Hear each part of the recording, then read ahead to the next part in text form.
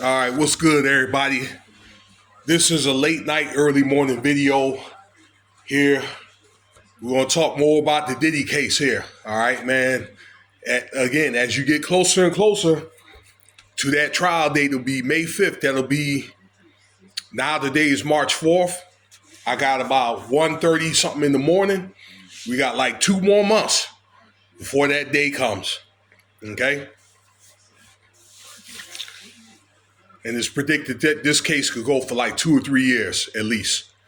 Okay? But there's a lot of stuff that came down. I wasn't able to look at the notes because the thing is, because it takes so much time. Sorry. I got distracted for a second. Okay, but it's, again, a lot of detailed information with this guy, Kirk Burrows, okay, former BadBoy CEO and president, and the this RICO, this enterprise letter that came out. I wasn't able to read the entire notes of it and so forth, but I will say this about that enterprise letter, okay, that it was already out from Diddy, and the people that were on it, on that letter, remained anonymous, and they flipped on Diddy to have the FBI raid his house. Okay, so that's the information I'm gonna give you. We'll get more details about that later once I'm able to get all the notes. So let's talk about Kirk Burrows. You know, if you hadn't been keeping up with this case, that this guy, he was the initial president, you know, during the concoction of Bad Boy.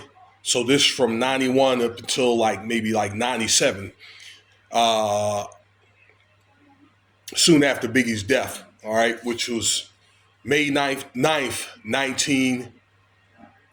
1997. Okay, March 9th. So roughly 6 years.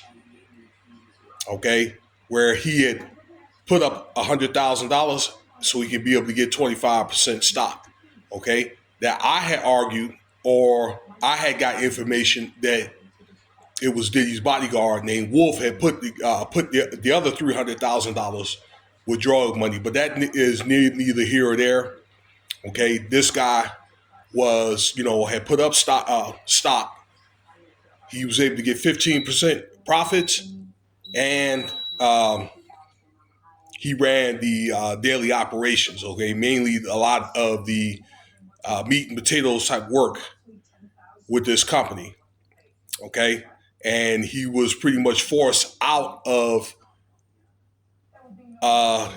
his stock, okay, and his stake and things like that, and forced to change like the contract and all. But we'll get into that because this guy had I don't know what he did, but he pulled some strings to have this indictment, trying to think, amended, okay, with this amended indictment. So we're gonna go over a little bit about the indictment. So the count one was with Cassie, okay, and 2 other people, Little Rod and this other lady, okay, that claimed that she was essayed at a party with like a remote control, okay.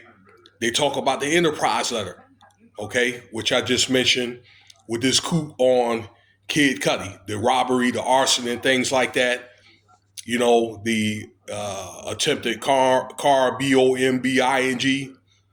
All right, they talked about that, but this guy right here had precise notes, okay, because he didn't have access to the records anymore of Bad Boy, in a diary, okay? I mean, with dates, places, and people, okay, if need be. And he mainly, talked about, the start of Bad Boy and so forth. Biggie being the kind of like the face of Bad Boy initially and so forth. But he put on the notes of this indictment precise notes about how things had started, with the animosity between him and Tupac. So I want to go over what I remember. Okay.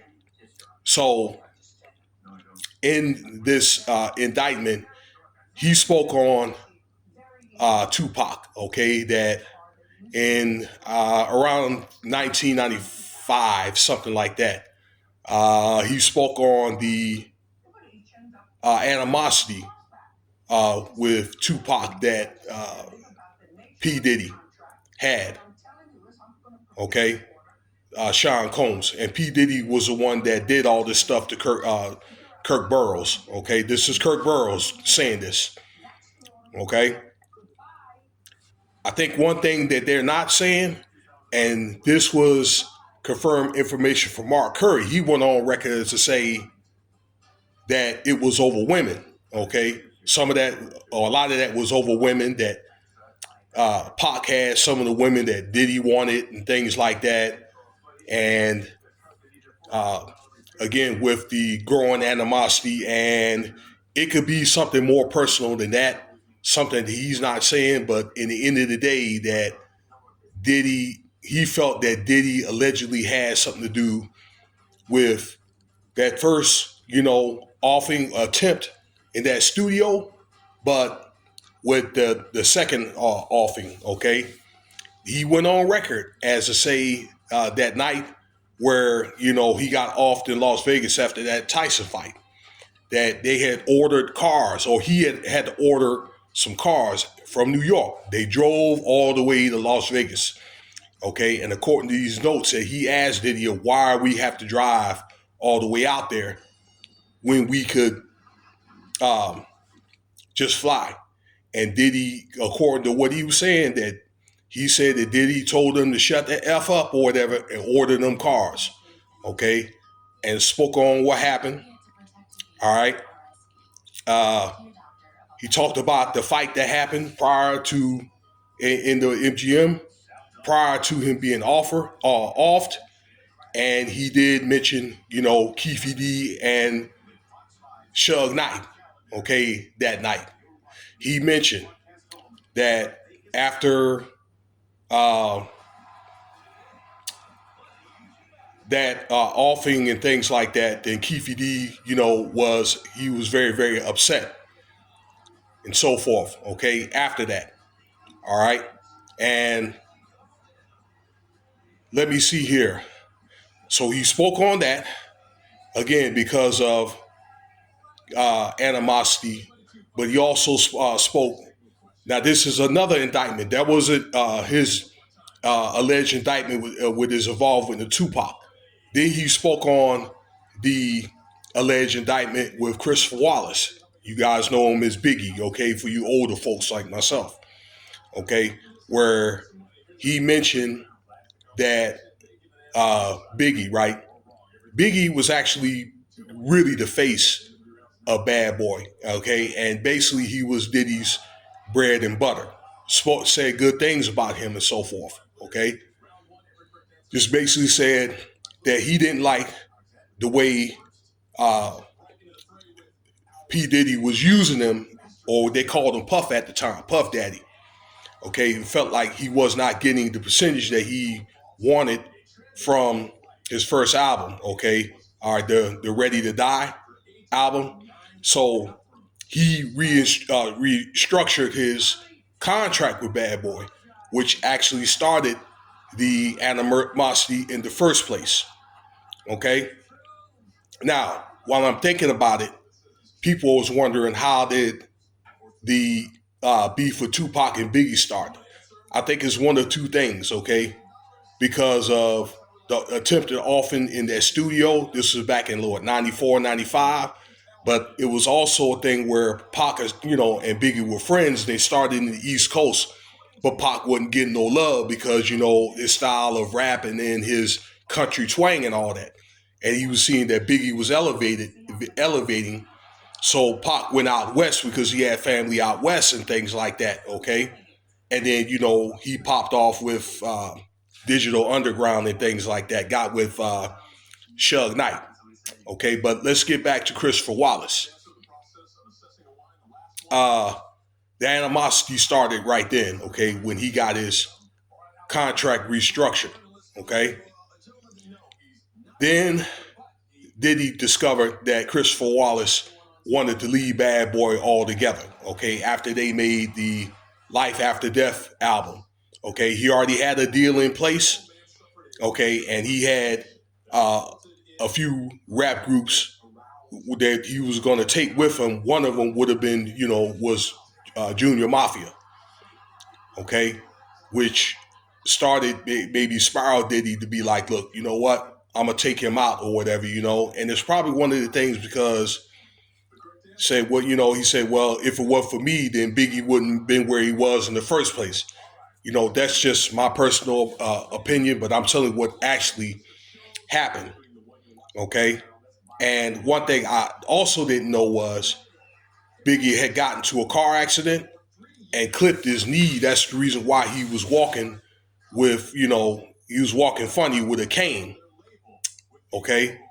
And Biggie went to LA according to these notes. Again, this is all according to the notes. All right.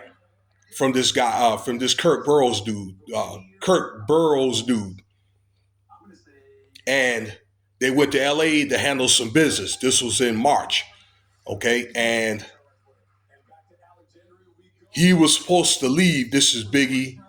And they were going to go to London, okay, with Clive Davis to do some type of promotion and things like that with Arista Records, okay? And Diddy ordered Biggie to stay in LA, okay, and not to leave.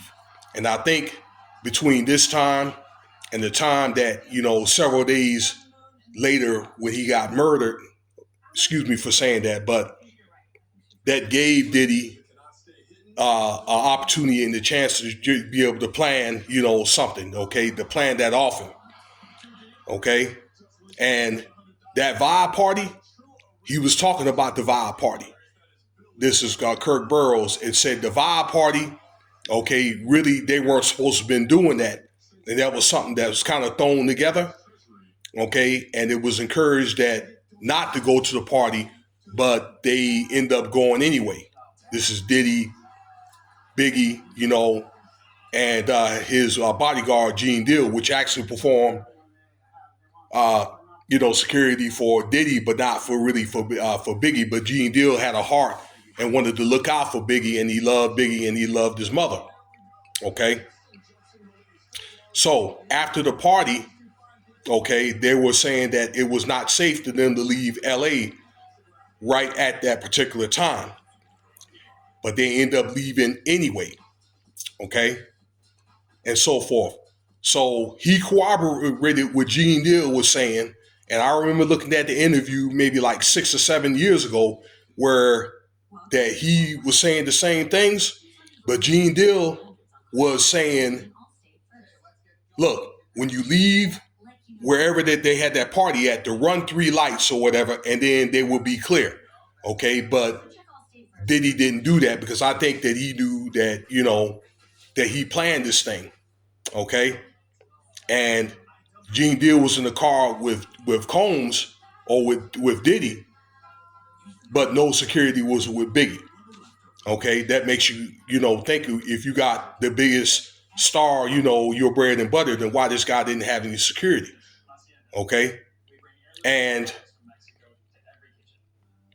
so he was off that night. All right, now after the offing, which I probably should say a little later, then it was coordinated to where Biggie was taken to the airport in the back of the doggone police car trunk. Okay, and it was uh, arranged by that Avant guy. Okay, he died a few years ago. Okay, in a house robbery.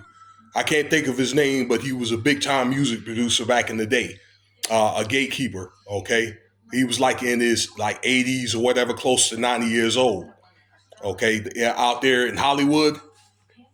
Okay, now a week after that, often from Biggie, then this is when Kirk Burrows was forced with a baseball bat to restructure or to take away or to change that contract and so forth. That's when he had to give up the stake. He had to give up to the 25% that he put in, but he ended up giving him Diddy the contract. So he didn't change anything. Diddy claimed that he was going to pay for the funeral and things like that, and he was outraged of Biggie's uh, offering and all that, and then turned around and charged the fees of Biggie's funeral to Arista Records, okay, or to Biggie's the rest of that crew out there, okay, and Diddy didn't pay anything. Around that time, that's when Life After Death came out and sold 10 million records, okay. So the stuff that Gene Deal was saying that night, Kirk Burrows had corroborated, the same thing. All right. So right after that, you see all the events that happened, and pretty much Kirk Burrows got kicked to the curb right after that.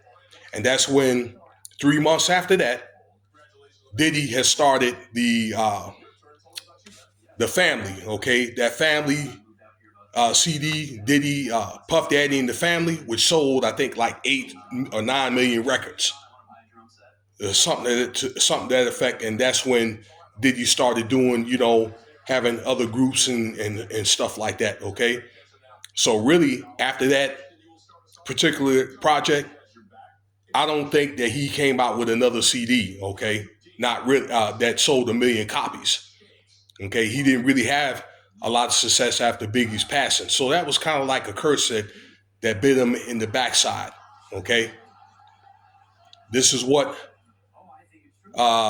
Kirk Burrows says, and they're going to use this guy as a witness. Okay, also talks about Keefe D had complained in closing, y'all, to Diddy about $1 million that he owed him, which Diddy did not pay him. Okay, the money. So this could be something that's going to keep Keefe D in jail.